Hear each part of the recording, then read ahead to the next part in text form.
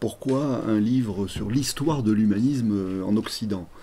J'ai voulu m'adresser dans ce livre à tous ceux qui sont curieux d'histoire des idées, qu'ils soient étudiants, professeurs, amateurs justement d'histoire culturelle, parce que quand on se trouve face à l'histoire culturelle de l'Occident, on se trouve face à une masse énorme, hein, une espèce d'ensemble de 2500 ans d'histoire culturelle, avec une multitude de récits, de mythes, des littératures, des philosophies, des arts, des sciences, etc. etc. Et puis évidemment, hein, toute l'évolution de mouvements sociaux, de mouvements culturels, de mouvements politiques, etc. Donc on est un petit peu perdu. On est un petit peu désemparé face à l'immensité de cette histoire. Et donc j'ai voulu proposer un fil rouge, un fil directeur, un fil d'Ariane, en choisissant dans l'histoire de l'Occident l'une de ces notions les plus importantes, d'abord les plus belles, à mon sens, hein, la notion d'humanisme, les plus riches, parce que je pense que cette notion d'humanisme a accompagné, et même non seulement accompagné, mais a conduit aussi l'histoire de l'Occident tout au long de sa durée, et qu'à travers elle, justement, on peut avoir, je dirais, se faire une représentation ou une image de ce qui s'est cherché, de ce qui s'est joué tout au long de cette longue histoire culturelle occidentale. Cette notion d'humanisme, aujourd'hui on l'entend beaucoup, on l'emploie beaucoup. Si vous me passez l'expression, elle est un peu mise à toutes les sauces. Hein. N'importe qui, ou presque, va se revendiquer humaniste. Bon. Et je crois que son sens, paradoxalement, s'est un petit peu perdu. Nous ne savons plus très bien, les uns et les autres, ce que signifie cette notion d'humanisme aujourd'hui. Et je crois qu'à partir de là, il était temps que l'on se retourne sur notre histoire, c'est-à-dire sur les significations que cette notion a pu avoir, en commençant d'abord par nous demander comment elle est apparue, où elle est apparue, justement. Le livre commence par étudier ses berceaux. Je dis qu'il y a deux berceaux de la notion d'humanisme, un berceau monothéiste, c'est-à-dire un berceau dans les grandes religions du livre, hein, les trois grandes religions du livre, j'inclus l'islam, et puis un berceau du côté d'Athènes, hein, aussi, donc le berceau antique, le berceau grec et romain.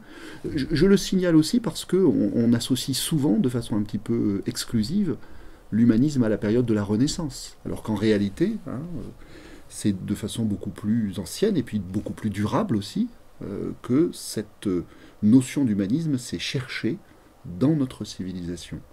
Et donc je crois qu'il était intéressant aujourd'hui de la faire revivre, d'autant plus, alors la première raison est que justement nous ne savons peut-être plus très bien de quoi nous parlons quand nous parlons d'humanisme, et puis la seconde raison, nous avons aujourd'hui, à une échelle qui d'ailleurs dépasse l'Occident, l'échelle qui est aujourd'hui celle de la civilisation humaine mondialisée, l'ambition de construire une civilisation plus humaniste, justement.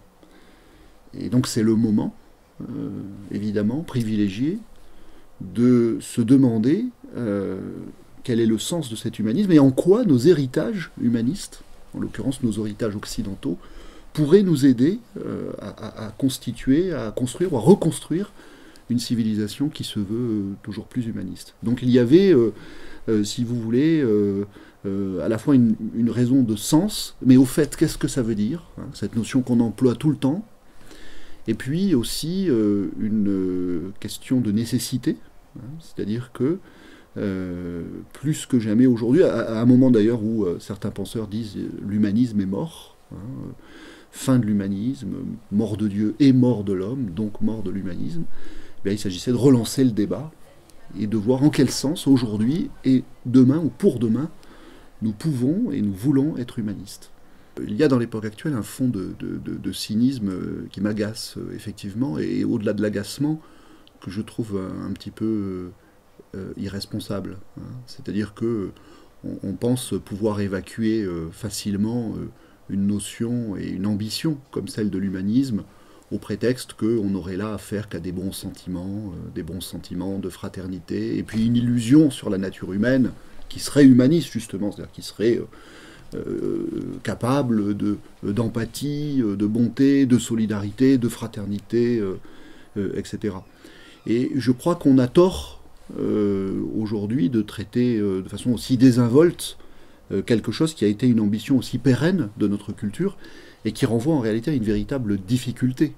Je ne vois pas du tout que ça soit une solution de facilité ou une naïveté que de parler d'humanisme et que d'avoir une ambition humaniste pour soi et pour la société dans laquelle on est. Au contraire, c'est quelque chose de difficile, c'est un objectif noble, c'est un objectif ambitieux et difficile parce qu'il est noble, parce qu'il demande un effort sur soi. Il suffit justement de se tourner vers ce que les Grecs entendaient par humanisme, bon, même si la notion même, on ne la trouvait pas, on ne la trouvait pas chez eux. Il y avait cette idée de devenir plus humain. Hein. Il y avait cette idée qu'on trouvera plus tard chez Érasme, le prince des humanistes, selon laquelle on ne naît pas homme, on le devient. Donc il y a là toute la notion et toute l'ambition d'un souci de soi et d'un effort sur soi et d'un travail sur soi, d'une éducation de soi, qui indique bien la difficulté de l'humanisme, l'altitude de l'ambition humaniste. Et c'est par rapport à ça que je suis, je dirais, sceptique par rapport au cynisme contemporain, qui, à mon sens, sous des dehors assez séduisants, qui consistent à se moquer de tout, ou à tourner un peu tout en dérision, eh bien, passe à côté de la difficulté et de la noblesse de l'ambition humaniste, et ne propose pas d'alternative. Parce que, et c'est d'ailleurs une question que je pose dans le livre, soit ne soyons plus humanistes, mais alors quel projet pour soi, quel projet pour l'homme, quel projet pour la vie en société, quel projet pour la civilisation? Peut-on se payer le luxe de ne pas être humaniste? Quel est le contraire, ou quels sont les contraires de l'humanisme? Est-ce qu'il y a d'autres contraires de l'humanisme que, je dirais, une espèce d'individualisme béat, un contentement de soi béat, ou pire, une barbarie qui est le fait de n'avoir aucune ambition humaine pour l'homme? Ma définition de l'humanisme, c'est très difficile évidemment de résumer en une formule, puisque c'est pour ça qu'on écrit des livres, pour justement pouvoir dire les choses de façon un peu plus approfondie et riche qu'on ne les dit habituellement. Néanmoins, je dirais volontiers souci de soi, souci d'autrui. Souci de soi, souci d'autrui. C'est-à-dire ambition pour soi de devenir plus humain, dans toutes les acceptions de l'expression, et puis ambition qui se joue aussi, ou qui se cherche aussi dans la relation autrui, c'est-à-dire dans la qualité de la relation à l'autre. Dans la qualité de la relation à l'autre, notamment l'ambition d'accroître la capacité d'attention ou de considération que l'on a pour l'autre. Je cite par exemple dans le livre quelque chose qui pour moi est un modèle d'humanisme de ce point de vue-là, qui est l'attitude de l'évêque de Digne dans Les Misérables de Victor Hugo à l'égard de Jean Valjean. Et Jean Valjean qui lui dit « Vous m'accueillez alors que vous ne me connaissez pas », et l'évêque de Digne qui lui dit « Mais je te connais, tu es mon frère ». Voilà. Et à l'heure de la mondialisation, où nous allons avoir de plus en plus de problèmes de voisinage, et où la tentation généralisée est de construire des murs, ou de séparer les individus en communautés, je crois que la fraternité, qui est logée tout au fond de notre devise républicaine, peut-être il est temps qu'elle passe au premier plan. Et pour moi, effectivement, elle est caractéristique et à la fois fondatrice et fondamentale quand on parle d'humanisme. Donc je la choisis volontiers. Une autre raison pour laquelle j'ai voulu travailler sur la notion d'humanisme est très actuelle. On se demande aujourd'hui, c'est la civilisation occidentale, et puis la civilisation humaine aussi dans son ensemble, on se demande aujourd'hui où on en est dans un processus qu'on a appelé le processus de sortie de la religion, ou le processus de sécularisation, c'est-à-dire le processus d'émancipation des sociétés vis-à-vis de la tutelle des grandes religions traditionnelles. Même dans les sociétés aujourd'hui où la religion conserve une place importante, et c'est le cas d'un certain nombre de sociétés dans le monde, force est de constater que la religion est devenue un fait social parmi d'autres, un phénomène culturel parmi d'autres. Elle n'est plus au centre de la vie de la société, elle n'est plus le moteur de la civilisation. Néanmoins, on observe aujourd'hui ce que certains appellent un retour du religieux, et il y a une sorte de perplexité générale. Où est-ce qu'on en est dans cette sortie de la religion? Est-ce qu'elle continue? Est-ce que les religions qui ont accompagné traditionnellement l'humanité sont pérennes? Est-ce qu'elles vont perdurer? Comment est-ce qu'elles vont éventuellement se métamorphoser, etc., etc. Bon, eh bien, je crois que ce qui est intéressant avec cette notion d'humanisme, c'est qu'elle peut nous contribuer à réfléchir à ce phénomène de la sortie de la religion, parce que, d'abord, il y a quelque chose qui est essentiel et que j'ai essayé de souligner dans le livre, c'est que la notion d'humanisme nous vient à la fois de nos berceaux religieux. Il y a ce que j'ai appelé dans le livre un foyer de l'humanisme religieux, qui est le foyer monothéiste. Donc il y a une matrice de l'humanisme dans le monothéisme, et il y a eu également, alors, du côté des Grecs, et puis ensuite à la Renaissance, et puis ensuite plus loin, hein, parce que j'étudie la façon dont l'humanisme se métamorphose, se transforme au fil des siècles et des millénaires. Eh bien, il y a eu des formes d'humanisme qui étaient des formes non religieuses, qui étaient des formes profanes, qui sont exprimées dans des champs profanes, le champ des arts, le champ de la politique, le champ de la philosophie, etc. Et ce dont on s'aperçoit, c'est que, à l'arrivée, l'humanisme est une proposition de sens de la vie, c'est-à-dire que c'est une réponse à la question comment conduire ma vie. Comment conduire ma vie? Avec humanisme, selon un certain nombre de principes humanistes. C'est une réponse qui peut convenir, je dirais, sur la base de ces héritages multiples, aussi bien à un croyant qu'à un non-croyant.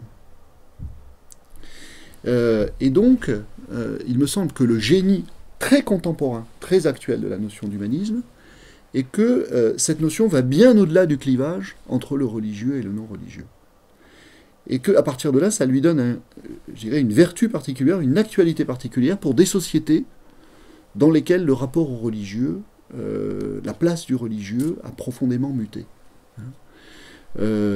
Aujourd'hui, nous sommes dans des sociétés multiples, nous sommes dans des sociétés plurielles, où il y a des croyants, il y a des non-croyants, et où menace toujours de s'établir, ou de s'ouvrir entre les croyants et les non-croyants, ça c'est Jaurès qui disait ça comme ça, un gouffre, un véritable gouffre. Un gouffre qui sépare des visions du monde, qui l'une vis-à-vis de l'autre risque d'être non seulement, je dirais, hétérogène, mais conflictuelle, hein, en conflit.